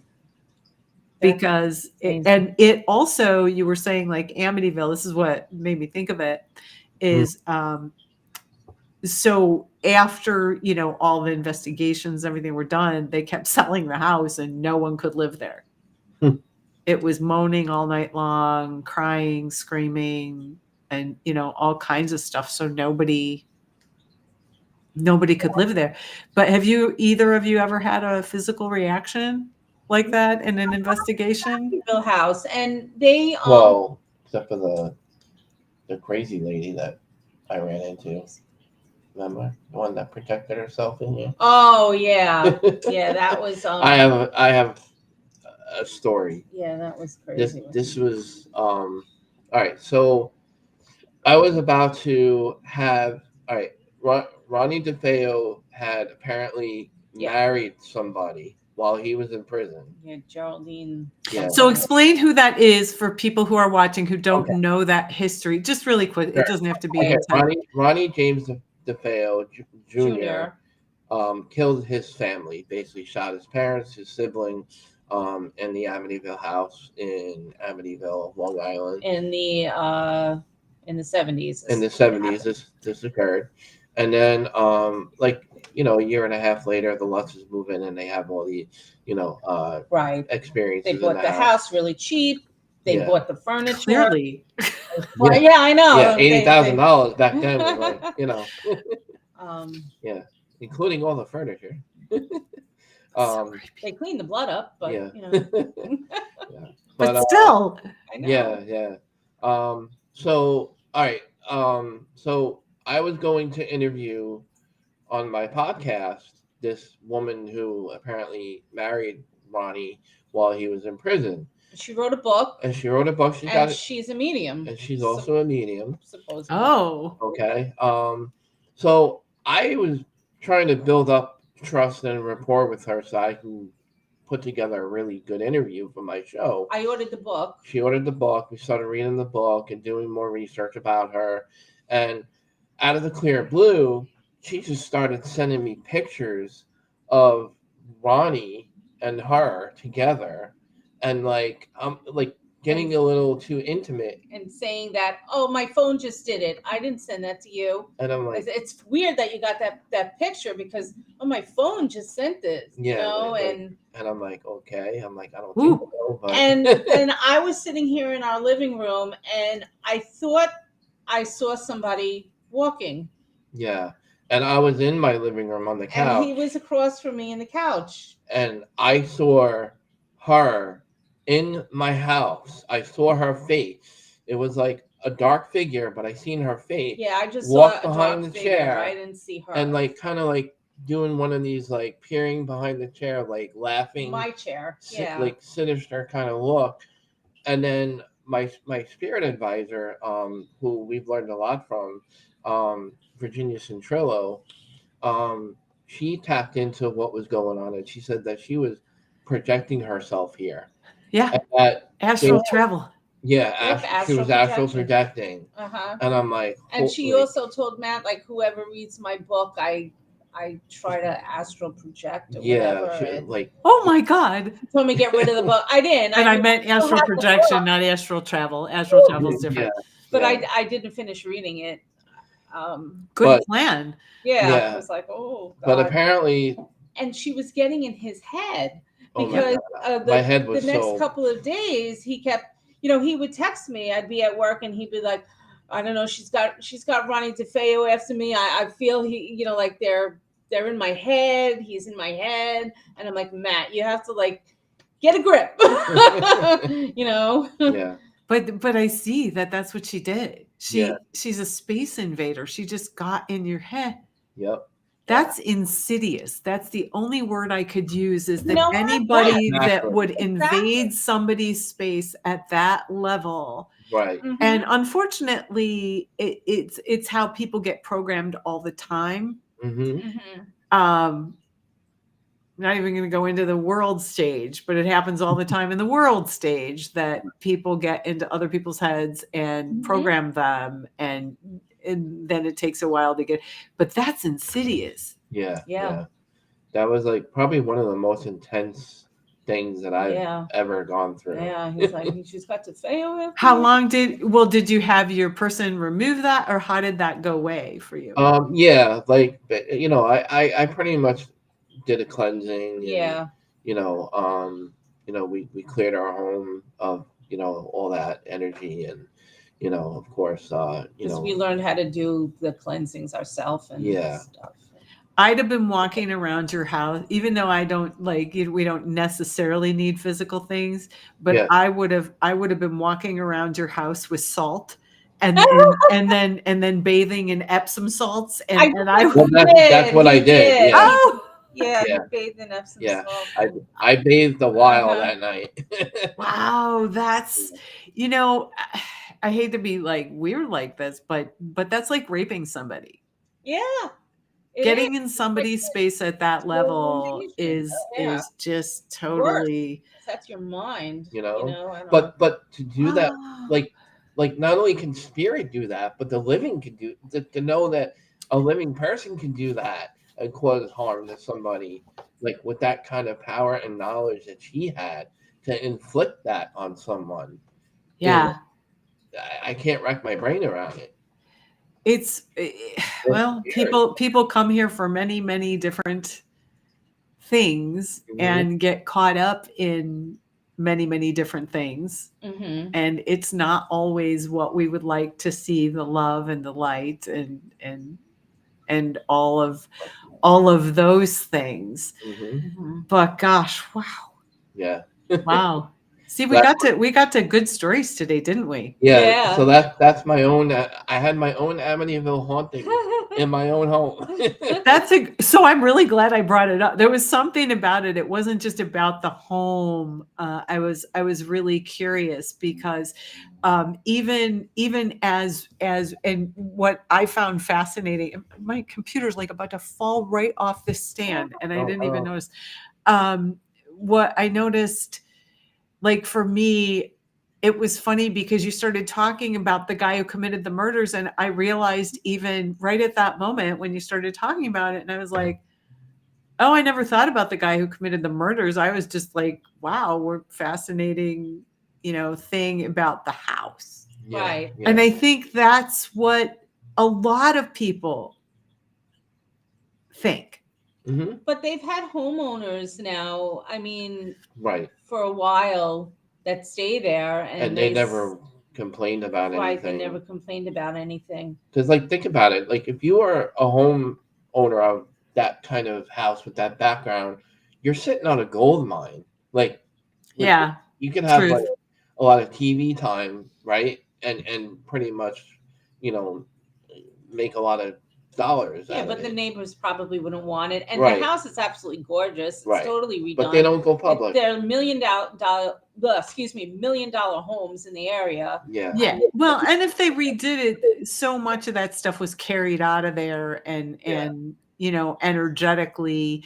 And also if the folks who are coming in are, I don't want to say strong enough because it's not really strong enough, but if they own their space, right, then those entities really can't come out. They really, exactly. Yeah, it right. depends on who's in there. Well, not only that, I also feel that particular incident with the Lutz and the DeFeo, it was around the family. It wasn't because of the house. Right. And right. And I think what was influencing things came from the land, not the house. Absolutely. Yep. Absolutely. I actually see that a lot when I do house healings, is that people think it's in the house. Right. And well, it is in the house, but it's not in the it's from the land underneath the house. Yeah. And we don't know what was buried there. Well, we did a lot of research. We know what was there before that. Well, you know what was there, but what was there? Well, there was a big farm. There was like over 40 acres of farmland there. That house, there was a house before that that was built before that house. That the Amityville house was actually built, what was it, in the 20s, I think? 1920s. But there was a house that was there that got moved Dutch colonial down the block. Oh. And what one of the claims is that when Dr. Hans Holzer, the parapsychologist known that went into the house many years ago, with his medium Ethel, picked up on that the house that was there before that, that there was an Indian chief that was buried somewhere on the property and dug up by a child that was playing with the skull. That was like playing soccer with the chief's skull. I mean, yeah. So. Yeah. Wow. Okay. Yeah. So now that we have sufficiently creeped everyone out, happy Halloween. Yeah. Happy Halloween, everyone. I know we're a few weeks early. Oh gosh, I haven't even talked. Well, speaking of all of this, and actually I should actually talk about this. This is hilarious. So Halloween is coming again. I'm so like into this, but I gotta do a thing for a second. But on Halloween, so 10/31 on Halloween, I am offering a workshop called Break the Spell, Past Lives, Karma, and Curses. We're going to be clearing our past lives and some karma, and we're going to talk about curses and hexes. And you two are my guests. If you want to come, I will send you the link. You're my guests. That's absolutely. I would love to have you. Oh, what a great addition that'd be cool. That would be great. So you can use the little QR code, or you can see that wherever you're coming in from. If you're on Facebook, if you're on YouTube, you can just grab the link there. Also, if you're on YouTube, it's not so much on Facebook, but if you go to the YouTube channel Spirit Light Insight with Deborah Tatel, I don't even know Deborah Tatel, I think it is. But if you look at the description underneath, all the links are there. The links to Haas Paranormal are there. The links to my workshop are there. The links to my reading, to book a session. They are all there. I can't believe I forgot about that. Like, we've got a Halloween thing. We're breaking hexes. We're clearing these curses that come with us from the land and from playing soccer with skulls and do like all the. I wish I don't have that kind of music, because if I do, it would cost me too many fines on YouTube to have that music. Doesn't that suck that we can't use that stuff, right? Well, you can. You just have to pay for it. Well, You know. Of course, And yeah, exactly. So my mom says this is super. So wait, so I have to tell you that my mother blew off services tonight. Oh, wow. Just told me she was she's like, no, I want to be here. I don't want to be there. Well, thank you. Oh my God, that you don't even know. Like, that's huge. So this is really here. But as we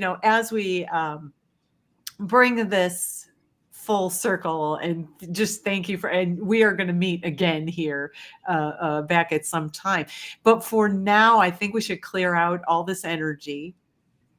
We're going to clear out the Ouija boards and the energy, because I don't know about any of you who are listening right now, but there is a lot of paranormal activity happening just because we had this show.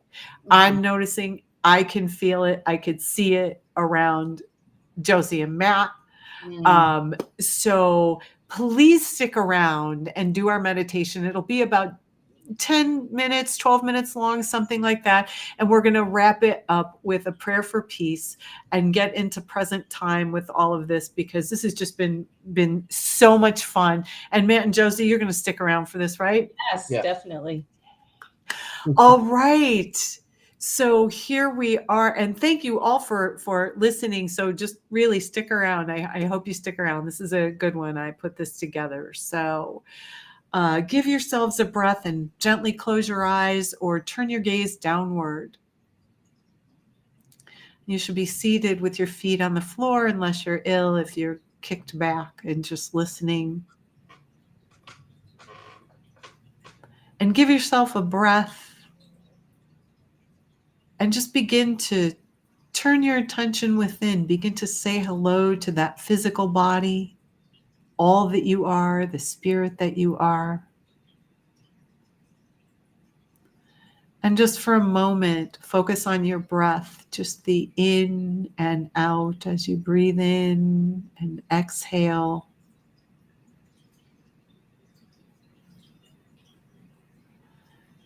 Notice your lungs expanding, filling your body with oxygen and life. And then imagine that you're resting your attention in the center of your head, behind your eyes, and go ahead and create a beautiful sanctuary of light, golden light,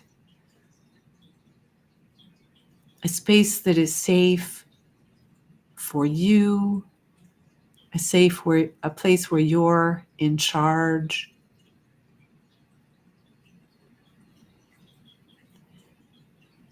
Step out of the chaos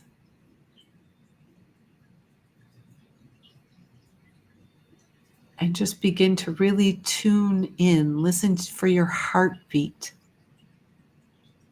Imagine that you're feeling your pulse vibrating through your body.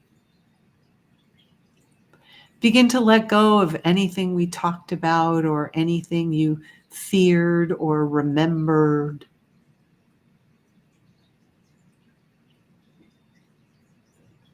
Spirit in a body is senior to anything that does not have a body. So give yourself a breath and just be senior in that space. And from that sanctuary in the center of your mind, centered in your awareness, go ahead and say hello to that first chakra at the base of your spine. That's an energy center right at the tip of your tailbone. This is your space for getting secure and safe in your identity and your ability to have space to be who you are as spirit in a body.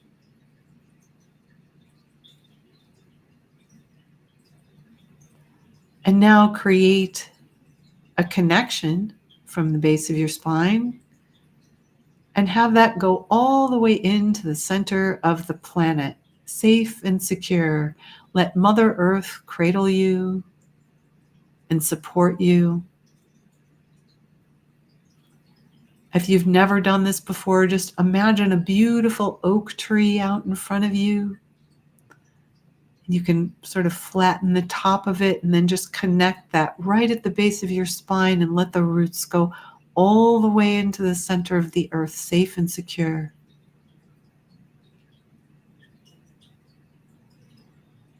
Give yourself a breath, and as you exhale, just see a flow of energy releasing anything we talked about earlier, any experiences that you had, any fear. Just see it going gently, flowing down the river where it gets neutralized at the center of the earth and gets recycled. It goes back. Everything is energy. Nothing ever goes away. So it just gets recycled and transformed.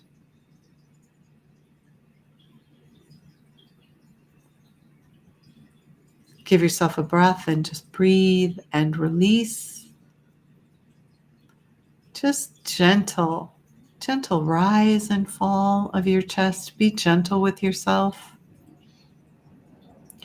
Say hello to your feelings, whatever they are. Whether you're feeling fearful or angry or resistant or joyful.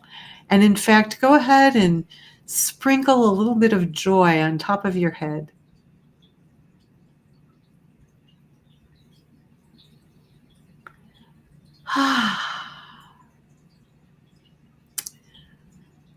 Earlier I said we're going to transform chaos to calm. So if you've been in a chaotic space of any sort, chaos is defined as confusion and disorder, a state in which behavior and events are not controlled by anything. In terms of our energy and spirit, it means we're not in control of what's happening. Go ahead and breathe and release any kind of chaos. We can't control other people, nor can we control events outside of us. However, when it comes to spirit and ourselves, we are in total control and in charge of our inner world.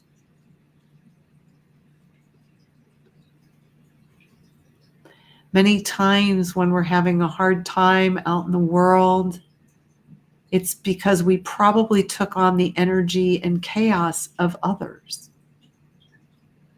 Spirit is joyful. Spirit is pure happiness. Your spirit, that's what belongs in your body. Yes, there are things outside of our control and there's things that happen to us.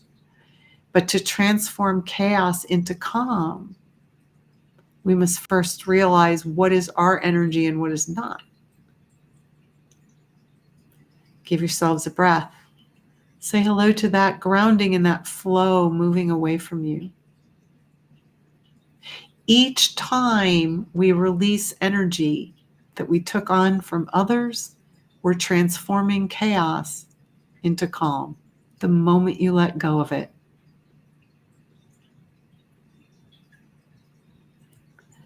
Transforming chaos into calm doesn't solve the problems of the world, but it restores our clarity and wisdom so that we can hold space for inner peace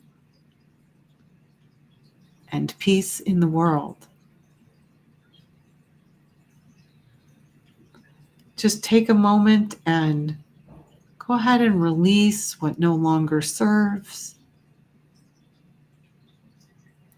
And from that space, in the center of your awareness, in the center of your head, imagine that you're sitting out in a beautiful nature setting and that you're surrounded by gentle, loving, golden light that shines all around you and through you. You're grounded and in this space of peace. Notice how your body feels sitting in this place, breathing in the golden light, soaking up the golden light of Source.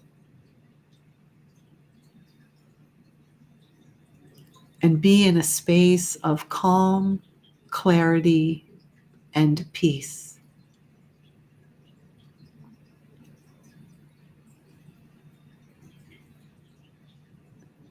Create a beautiful golden ball of light above your head, a golden sun, and you can call back your life force from wherever you let it go or wherever you left it.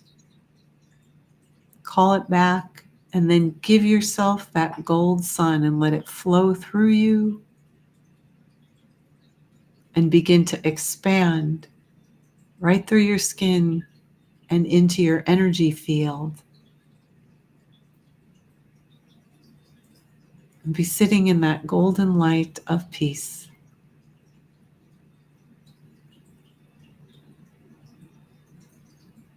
Notice how you're feeling as you're in that space. And before we end, I'd like you to just be right in the center of your head and let us pray for peace in our world. We pray to the divine source of all things that violence and division are transformed into reconciliation, unity, and peace. We pray for peaceful solutions and that wisdom and grace fill our creative minds and souls so we may move forward with love. We pray for healing and that peace, love, and grace fill the hearts, minds, and souls of all in need. Amen. Amen. And then be right back in the center of your awareness, surrounded in that gentle golden healing light. Give yourselves a deep breath and slowly exhale and bring your attention back to the room, back to your body.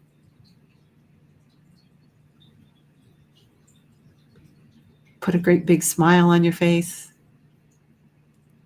And then when you're ready, gently open your eyes and look around the room that you're in.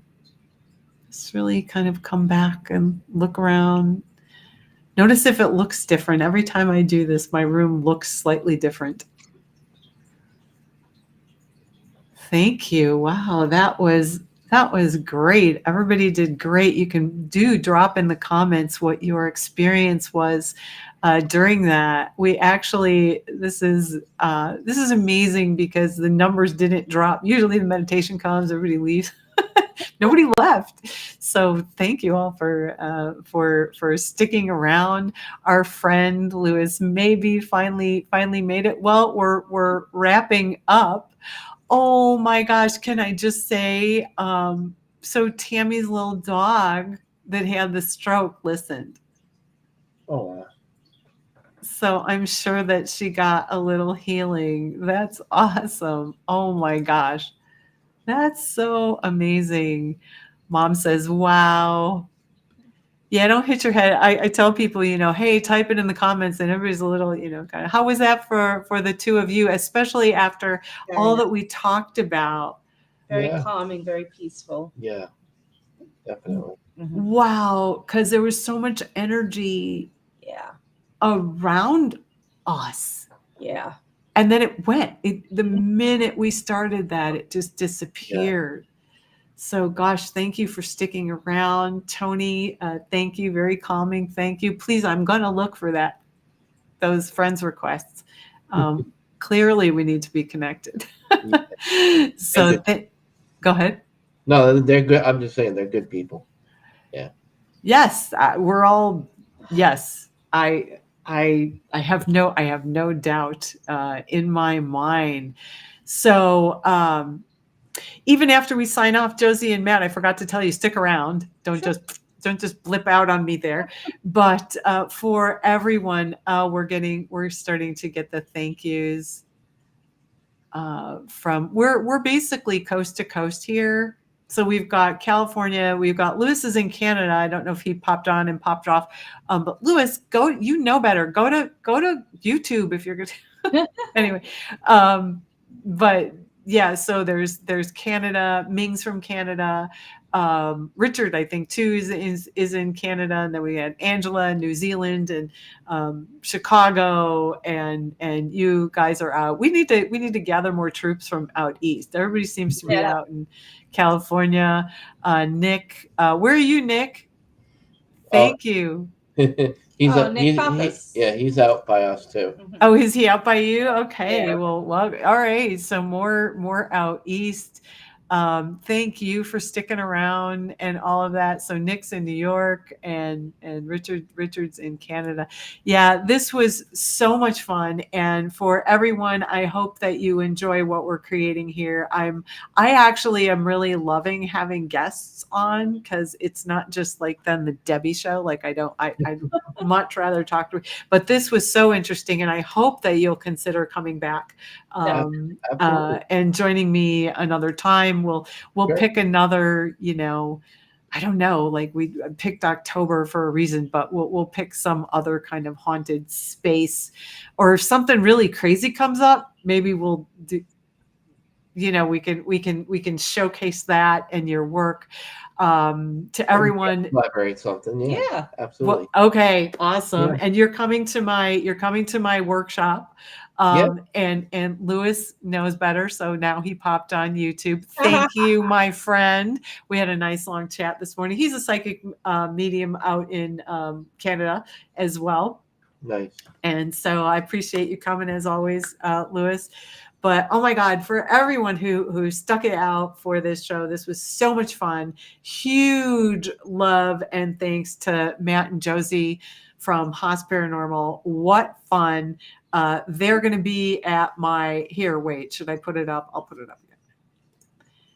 They're coming to my Break the Spell, past lives, karma and curses. We're clearing hexes. We're clearing karma. And we're doing it all in 90 minutes. You won't be perfect when you leave, but I guarantee you'll have the tools that you can use to further that. But yes, so what fun. You can reach, let's see, there's still some, there's some hellos going on in there. You can reach Matt and Josie, or check out what they're doing and check out what's going on their website. And especially if you're out east, they do have events. So look for those on their Facebook page, Haas Paranormal, because I saw that one posted and it's all sold out. So I can't even promo it because it's all sold out. But you can reach them at haasparanormal.com. that's super fun. Oh my God. Wait, they're all coming in. Hey, Michael. That's our friend, Michael Arrington. He's out in LA. Is there a show going on? Yes, Michael, you missed a paranormal show for the last 2 hours.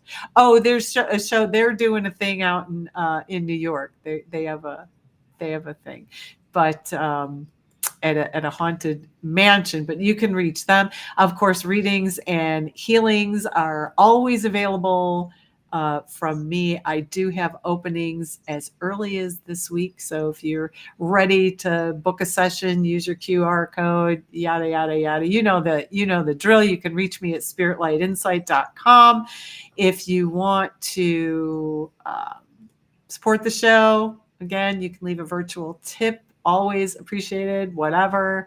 I am not shy about asking for that because I'm not getting compensated by YouTube for doing this or Facebook. So, and always, Matt, can you point again to the circle? Because it's like right above your head there. So that circle stays up there all the time.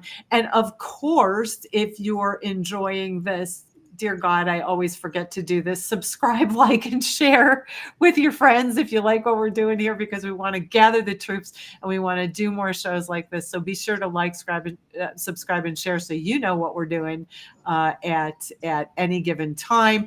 Oh my God, my friend Joe's on here. He was sneaky. He didn't say anything. So he's here in Chicago. Getting Debbie is the best. No, you're the best, Michael. Thank you so much. Michael's the one that got me started in this because he's like, you need to come on my show. And so I did. And then I got less scared. And then I said, I'm never doing this again. And so anytime we're in resistance to anything, look what happens. We have a channel, and then we've got amazing paranormal investigators talking about creepy things. When I start up my podcast again, right now I'm on hiatus, but when I start it up, I'll have to have you on. I would love to. It would be my pleasure. But for everyone that is here, I hope you have a wonderful weekend and a beautiful new week. And as always, my sign off for now is keep your spirit light in sight, and always remember to shine your light. Bye-bye now. Bye.